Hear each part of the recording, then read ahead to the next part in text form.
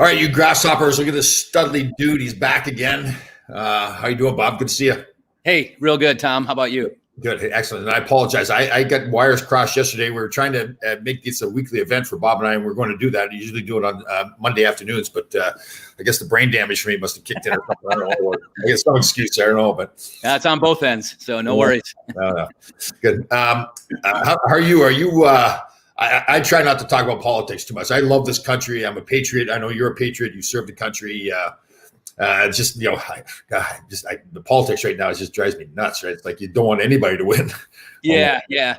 No, it's crazy, and it's crazy that here we are, and we have to wait for probably 2 to 3 days to see what the true result is, and it's disappointing. We're in a COVID environment, which is kind of really the driver for this whole thing, and I think we just need to understand that and roll with it. Yeah, totally. Yeah, I agree. It is funny. Like you think to yourself, okay, well, the election's coming up. It's been like 4 years building up. Every 4 years we have an election, and now people act like it's a surprise. But you're right, it's a COVID thing, and everything's different. And yeah, all the mail-in voting and absentee, and I do absentee voting, absentee ballots. I'm fully in favor of. It's a very controlled process, and I voted absentee for most of my military career, even from Iraq in 2008. Right. But this mail-in thing, I am suspicious of that. That doesn't seem. It could be just pure mistakes that happen, or it could be some corruption too, right? I mean, I think the opportunity for corruption is greater. Again, with the absentee ballot, that's a very detailed, controlled process. Mail-in, I think, is. We'll see. We'll see. And it's so divisive too. It almost breeds like an environment to have corruption even more so. It's like it's not about what's really right for the country. It's about winning the election. Yeah, everybody's hypercharged.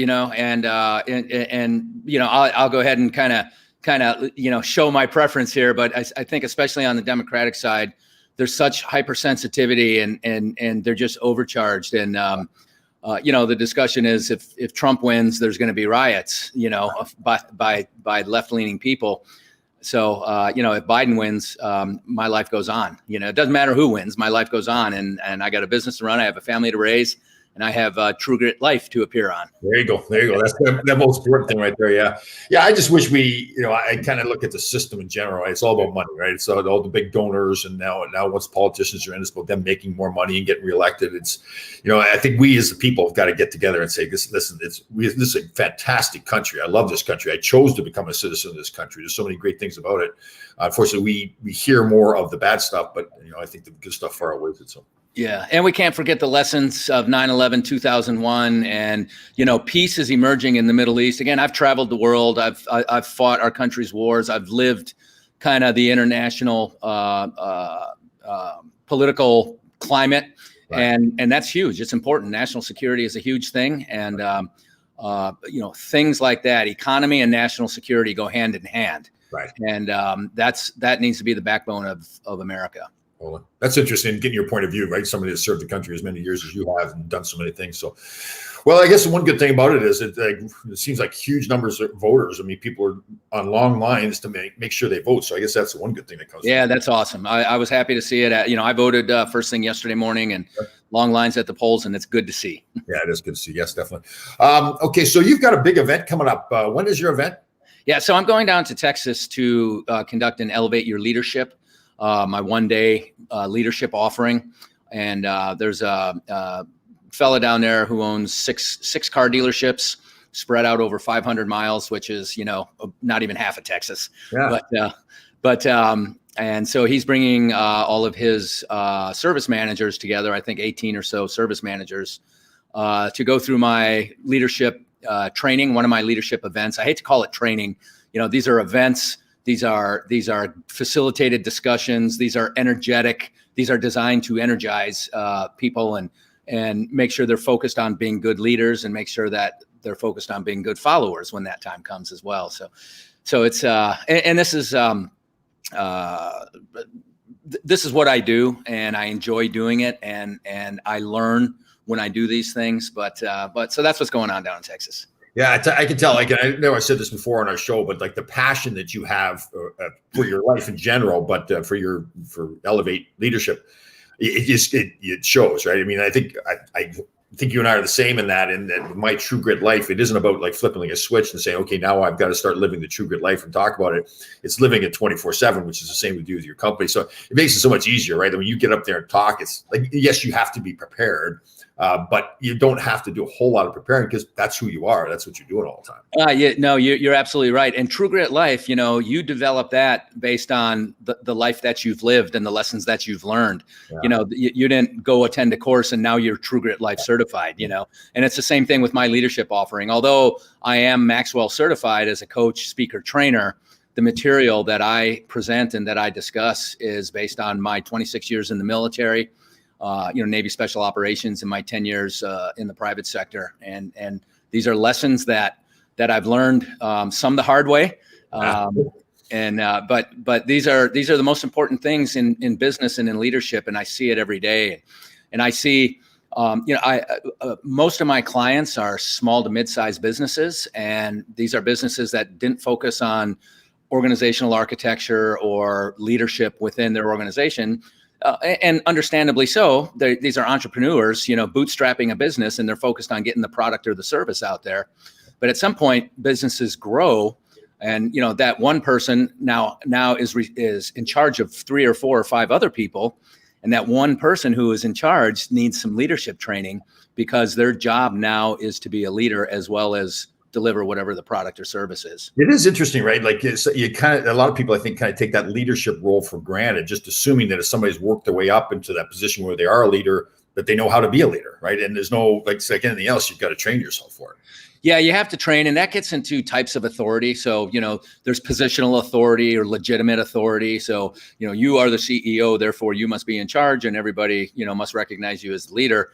That's true, but that's if you're not a truly good leader, that legitimate authority doesn't last long, or it's not on a solid foundation, put it that way. And that's one of the things I do. The breakdown of a component of my offering, I call it the art and science of leadership. That's not a new term to you or anybody else, but the way I define the art of leadership and the way I define the science of leadership is something you've never heard before. It's completely different. And cool. Again, it's based on my life's experiences and what I know works. And a lot of it, for me, leadership is also very physiological, believe it or not. So when I talk about the science of leadership, I have 6 components: rest, hydration, nutrition, exercise, brain and heart health, and lifelong learning. And again, your experience, you've been around, you understand the connection. I actually express those in a Venn, intersecting circles. Right. Because all of those will have an impact on the others. If I'm not well rested and I'm not well hydrated, my exercise routine is not going to be as beneficial to my heart and my brain as it normally would be.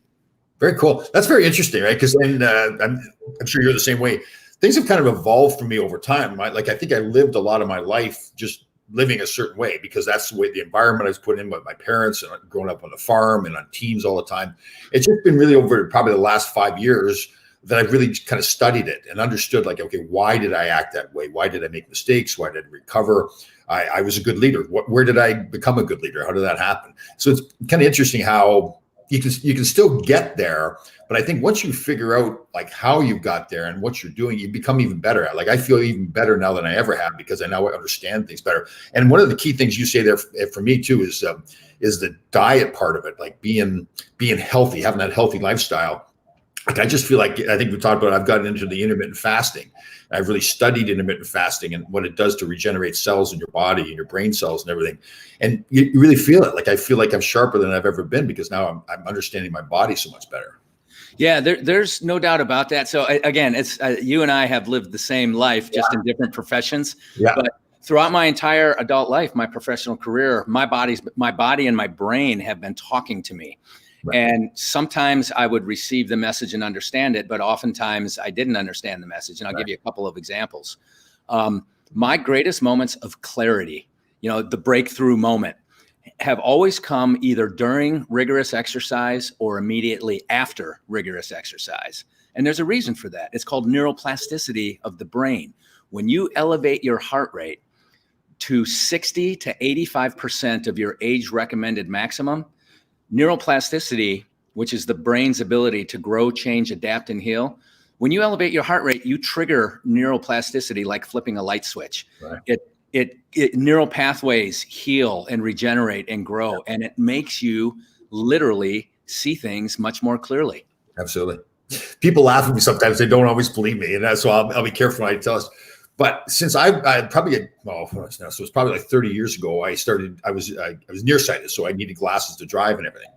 And since I've kind of turned my life, this whole True Grit life and my lifestyle and being healthier and eating better, I don't wear my glasses anymore. Now, I know that may sound strange to people, but I believe it. It's like I feel so much better about everything in my body that it's just, I think one of the key things too that, and I know, like your body has amazing powers to heal itself if we really feed it properly, and the timing of when you eat, and even the thought process, the positive lifestyle that you have as well. Yeah, no doubt about it, man. There's a lot to unpack. Yeah, because it's all good stuff. So I'll start with there's a book I have on my bookshelf. It's called When, written by Daniel Pink, and he talks about the timing throughout the day, how your body is naturally geared to be energetic or to be other than energetic, how your body is naturally geared for your brain to be analytical and then not analytical. And so he calls that peak, trough, and recovery. So most people, 80% of the population, wake up in a peak state. You're highly analytical. You see things clearly. You can keep distractions away, and you can focus on the tough work. That's from, shortly after awakening until early afternoon. Then 80% of the population hits what's called a trough. Can't get anything done, staring at the same spreadsheet for 2 hours, not making any progress. And that's a physiological function that you've kind of put in play if you went and had that heavy lunch, ate more protein than you should have. And then after trough, late afternoon, is recovery. Recovery is kind of this brainstorming, free thinking phase. It's not the high analytical power of the peak. It's not the doldrum of a trough. It's this brainstorming session. So anyway, so now that I understand peak, and I'm like that. Now, 20% of the population is the opposite of that. They call those night owls. But for me, I know that my peak state is shortly after awakening until early afternoon. So that's in my schedule. That's where I put the stuff that requires brain power, and the other stuff, walk around and see what's going on with the organization, talk to people. I do that during a trough. I run errands during a trough. I used to be in the dentist chair at 8 a.m. because I just like to get things done. And I'm in the dentist chair twiddling my thumbs going, man, I got to get out. I got stuff to do. Hurry up. Now that I know that that's my peak state, I go to the dentist at 2 p.m. and I basically say, wake me up when you're done. So it's just organizing your day better based on your body's natural energy levels is what it boils down to. That's very interesting, because I'm the same way. Like in the morning, man, I am fired up, like mentally and physically sharp, right? Like I get in the gym like at 4:15 in the morning, man, like I feel like I'm totally fired up. But like then at night when it gets to be like, 6 or 7 o'clock, okay, I'm done talking, Yeah, exactly. Like a totally different person. Yeah. Hey, how'd you play hockey with glasses on 30 years ago? Well, I think I got the glasses once I was done playing. Okay. Yeah, and I fought it too.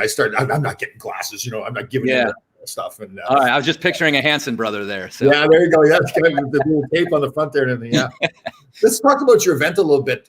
So, is it a day-long event, or how does it go?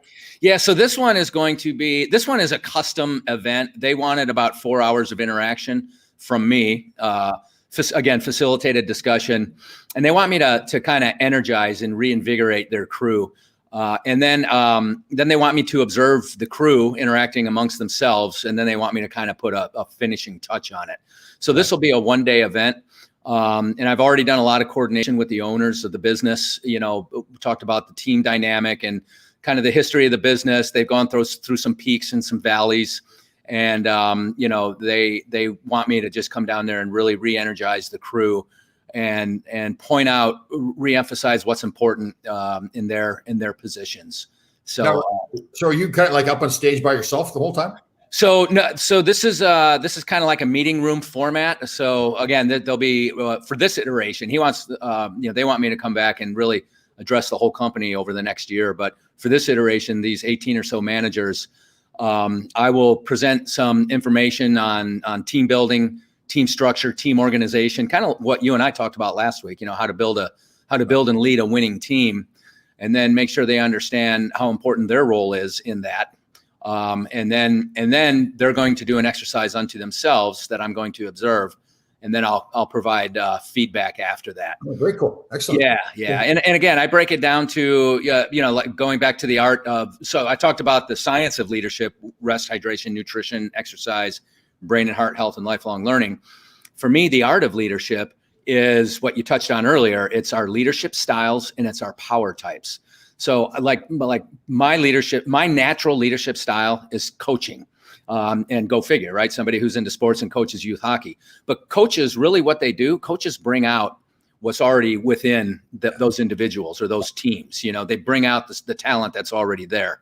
So coaching is one of my leadership styles. And then visionary, you want to put a vision out there that everybody can see and be energized about, wrap their brain around it, and everybody's moving in the same direction. So coaching, visionary are two of my kind of foundation styles that I keep in my conscious mind. It's like, okay, I need to clarify the vision right now, or I need to not answer the question that I could answer in 5 seconds. I need to help that person do some exploration and find that answer on their own. It's just stuff that good leaders do. I'm going to circle back to you in a second here. I'm going to give a comparison. One of the best coaches I ever had was Herb Brooks when he came in to coach. And one of the biggest things I look back about him was the way he spoke to us with pure, total confidence, prepared, spoke very clearly. And it was just, I remember the first meeting. So we go back to my first year in the National Hockey League. Our coach, Freddie Shero, was a famous coach as well, got fired halfway through the year. Craig Patrick, who had been with the Olympic team, took over the team. And we didn't have a great regular season, but then went on a pretty good run in the playoffs. So typically when that happens, you don't have a new coach coming in. You'll come back with the same lineup pretty much. So Herb Brooks came in, and we had a big, tough team my first year. Herb Brooks is coming in. That's not the team he wanted. He wanted a smaller, faster team. So guys got moved out. So again, that's a real departure, right? Again, a team goes to the semifinals, which we did. And now next year, it's a whole different team altogether. But when Herb walked in the locker room, the presentation he put on gave you total confidence in his abilities, who he was, how prepared he was, that there was no wavering. This is the way it's going to be, and that's it. And I remember leaving the meeting thinking, okay, I guess that's it. There's no doubting Herb Brooks. He hadn't been in the NHL before, but the way he presented himself. And I think you have that same style when you speak, which obviously helps you, I guess, in your career too, but also in coaching, that you speak really. Was that something that you always had, or did you have to work on that? No, it developed over time. And really what it boils down to, and I really appreciate that Coach Brooks comparison, because he was confident in what he was doing and what he was saying. And I'm very confident. Again, people can disagree with me, and people do disagree with me, and I don't care. I don't have to prove, if you don't want to believe that elevating your heart rate makes you stronger mentally and physically, you don't have to believe it. And I don't care. I'm not going to convince you, but I know through my experiences and where I'm at, that what I am, the way I deliver material, the way I discuss things, or the way I lead my organization, I'm very comfortable and confident in how I'm doing that. So I think for me, for you, for Coach Brooks, it's a matter of, we have developed this confidence based on the experiences, the years and years of experience that we have. And the preparation you do too, right? Because if you know, like you talk about the science of all this stuff, like elevating your heart rate and how it affects your mind, the science behind it. So you've given yourself really a license to be confident because you've done the preparation. It's about that whole lifestyle.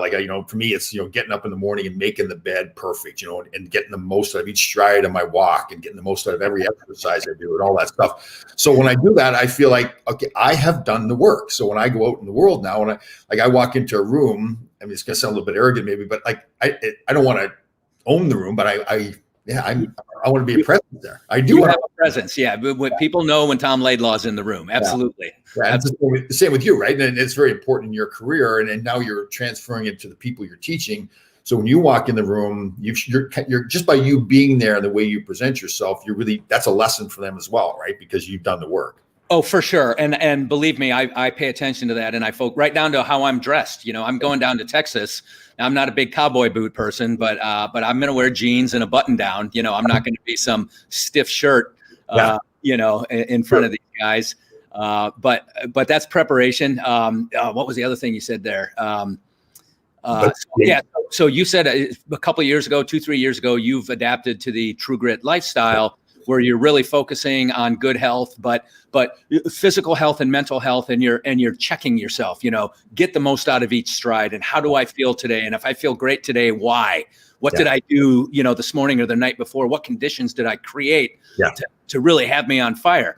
And the opposite, if I don't feel good, if I'm not well rested, what conditions did I set last night that I didn't sleep well and I didn't wake up well rested? And then you avoid that, so we are, we're learning on a daily basis. We're still learning and adapting to the things that we learn. Same thing with me. About 2 years ago, I went to this veterans 3-week, it was called intensive outpatient program at the Marcus Institute for Brain Health in Aurora, Colorado. For 3 weeks, I was there. And what I learned, the treatment I received and what I learned was just incredible. And this is, like you said, it's scientifically proven. It wasn't 10 years ago, but it is now. And it puts me in the driver's seat of my mind and my body more than anything else. Yeah, that's cool. I like the way you put that, in the driver's seat. Yeah, that's true, right? Like, it's like if you open up yourself to learn more, and I was bad too. Before I got into the whole True Grit life stuff, I would say to people, listen, I've got a code. This is the way I live. It's not changing. This is my diet. I'll never eat sweet potatoes. I'll never do this and all this kind of stuff. And I look back now, I kind of laugh at myself, right? Because now I've flipped that script entirely. Like I'm an open book now. Like, give it to me. I want to learn. Every time you and I talk, I feel like I learned something. Every time I'm in the presence of anybody, I meet people, I feel like you always learn things. So that is pretty cool. There's something to be learned. So talking about diet real quick, right? So rest, hydration, nutrition is my third of the 6 critical factors of leadership. But 70% of Americans have chronic disease caused by diet. Another way to say that is 70% is preventable through proper diet. And yours truly here was guilty of that with high cholesterol. Oh, that's I've been a carnivore my whole life. I have Italian background, and my grandparents emigrated from Italy. And throughout my whole career, no, I shouldn't say my whole career, for the last 10 years of my life, when I do my health checks, they say, your cholesterol's ticking up a little bit. It's time to start paying attention to it. Reduce the meat, reduce the cheese, reduce the dairy and all that. And I'm like, yeah, okay. I didn't reduce anything. Yeah. And then it kept going up and up and up. And they said, all right, now we got to put you on medication and try and reduce the meat and the dairy. And so then I was on medication for a couple of years and that managed it, but then it started to creep up again. And they're like, are you reducing the meat and the dairy? And I'm like, no, I'm not going to. Yeah, I'm Bob Bazzini. Yeah, I'm not doing that. Yeah, same way. Yeah. So anyway, I decided, because of this conversion I've had in the last couple of years, I thought, all right, I can do anything for 30 days. I've done some pretty risky things and difficult things in my life. I can do it. So I quit meat and cheese for 30 days and no fish, no fowl, nothing. Gave it all up. And 30 days went by and it was easy. I had all the proper proteins and beans and other foods to eat. So I went another 30 days. So I went for 2.5 months. My cholesterol dropped by 70 points in that 2.5 months. Wow. So, yeah. Yeah, I agree. We got a question here too. Renee here, I think is, so question, how much does alcohol or fast food hinder elevated levels of focus and work when consumed? You're chuckling already at that one. Yeah, well, because I'm a wine drinker, so I struggle with that a little bit. But okay, let's go to fast food. Fast food is the stuff that puts you in a trough. That is your body very slowly and very painfully processes all that. And blood literally rushes to your stomach, which means it's going away from your brain and away from your heart to go to your stomach to process all of that fast food, if you will.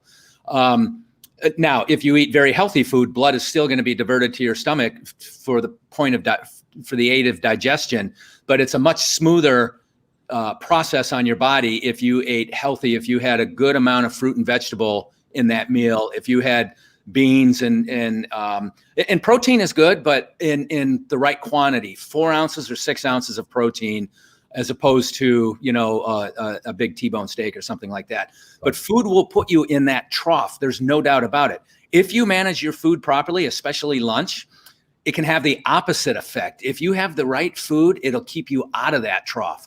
And I don't know if that's my feedback or yours, but anyway. No, mine. I try to make it look like I'm important here, and I have people ping me whenever. Yeah. Okay. Yeah. So, but anyway, that's and in my presentation, I dive deep on. I've become a food prepper. I prepare at least a lunch on Sundays. I'll prepare 5 lunches, and here's what that does for you in the workplace. You've heard of hungry. You've heard of hangry, right? Yeah. Hungry and angry, right? And that happens to a lot of people. It used to happen to me all the time. Now I know I've got a healthy, nutritious, energetic meal sitting in the fridge. I'm not stressed out come lunchtime. I'm not wondering where I'm going to go, what I'm going to eat. So my stress is reduced. My time is much more efficient, and I'm energized throughout the rest of the day. Since I started doing this, it's like you look at your watch, you go, it's 5 o'clock already? Where'd the day go? Because you're energized and you're in the zone. You're in your peak the whole time. Yeah, I watched an interesting video the other day. That's the good thing about the pandemic. We had a lot more time to do research and everything. And a gentleman was talking about how we've kind of gotten away what our food really is all about. Food used to be just nutrition for surviving. We would have food, and that's where really fasting came from, because you didn't have refrigerators or grocery stores. So you had food, you'd eat it, then maybe you'd fast for a day or 48 hours, whatever it was. And then food really, before, we never had sugars and salt and oils and all that kind of stuff. So food was not for comfort or for pleasure. It was for nourishment, to keep yourself alive. Now it's evolved into all of the sugars. And you see why. I mean, the McDonald's and Wendy's and all these places, they want us to enjoy the food. They want it to taste good. They don't care if it's healthy or not. That's their business. So we now have evolved into a society that looks at food totally different than what food was really supposed to be all about. And I know for me, like I did a Zoom meeting yesterday for the New York Rangers for one of their clients, and they asked me what my cheat meal was, and I kind of chuckled because I started thinking, like, I said, well, it's almost embarrassing. My worst meal now is I have some wheat chips and I have guacamole with it, because I've kind of trained myself to not, like, I don't feel like I don't need to have cookies or whatever. I've kind of retrained my mind and my body about how I look at food now. Yeah. And and sometimes people say, what's your cheat day or whatever? And I don't have a cheat day. I eat healthy 90% of the time. Yeah. So, like I got into this habit. I don't know if it's good or bad, but they got this hot, spicy ramen noodle bowl, and I love it. I started eating one of these a day, and it's a small little meal, and it's my mid-morning snack. Right. But I was talking to my wife yesterday, and I was like, honey, I got this bad habit. I eat this ramen every day. And she's like, yeah, but you eat so healthy the rest of the time. And those things really aren't all that bad. Right. So it's doing the right thing most of the time. Let me go back to that question, because she asked about alcohol as well. Yes. All the science agrees that alcohol in limited quantities, basically 1 drink for a female or 2 drinks for a man per day, actually has health benefits. Especially if you're talking about wine, but anything beyond that. And then they say that the clear alcohol is better for you, or maybe less destructive than tequila. Get that tequila going. Exactly. Yeah. Exactly. So, like they all say, if you can't limit the intake, then it's better just to go without. And again, I drink wine just about every single day, and I enjoy it. It does. I do see it in my labs. Triglycerides. If I had wine before I go do a blood test, my triglycerides are elevated. Right. And I do believe you're right. Alcohol is not the best thing for you. In limited doses, it can help you, like you're saying. But it's also like you got to live life all out. Like if you're going to live like you're dieting and you're working out and you're loving your family better and you're working better, have a cocktail too. Enjoy your life. I think that's all part of it, because then it's all paying off. You're saying, "Wow, this is a great life I'm having here." Right? It's you can enjoy it. You've earned it. If you're eating healthy and exercising, generally speaking, then you've earned. Yesterday my wife and I, during that discussion about me eating ramen noodles, we were at a Indian restaurant having lunch, and I had an IPA. And just one. I love IPA, and it's part of the meal as far as I'm concerned. Well, there you go. Good. All right. So when I first started doing speaking in public, I was like, I get wound up sometimes, and I get sweaty, whatever. And I'm like, oh, that's gross, or whatever. And then I watched some of these other public speakers, like this Eric Thomas, great motivational speaker. He gets in a full lather, like he is sweating from head to toe. Do you really get going? I don't want to get too personal. Do you really get going when you're in the presentation? Like you're fired up and I do.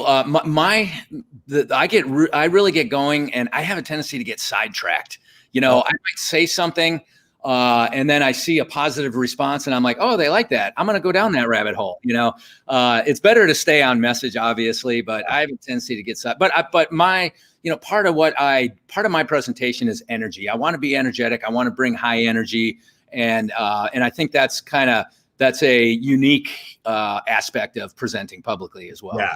And you can't look to the audience to provide that. I remember when I first started too, I was doing a lot of classroom stuff. So I go to schools and maybe I'll speak at night. So the kids have been to school all day long.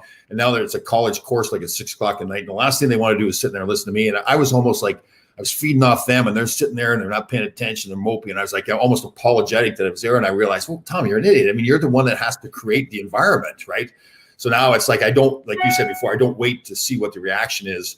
I get myself fired up and get into the content too. So that's great. Yeah, no. And actually these True Grit Life sessions we've had, I've learned a lot. And I actually did an interview with our mayor in Virginia Beach last week. And when I set the whole thing up, I said, I'm just going to do it the way Tom Laidlaw and I have our discussions. It's an interview, but it's a discussion. Yes.